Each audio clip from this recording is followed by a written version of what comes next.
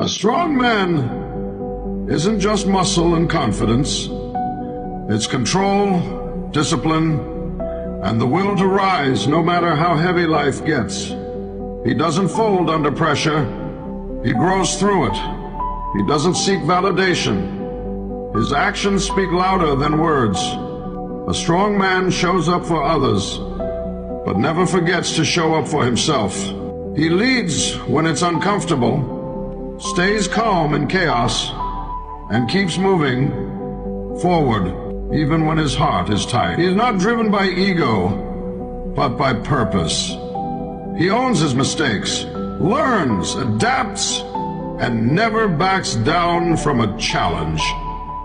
He's been through pain, failure, rejection, but it only sharpened him. A strong man isn't perfect, but he's relentless. He doesn't talk about strength.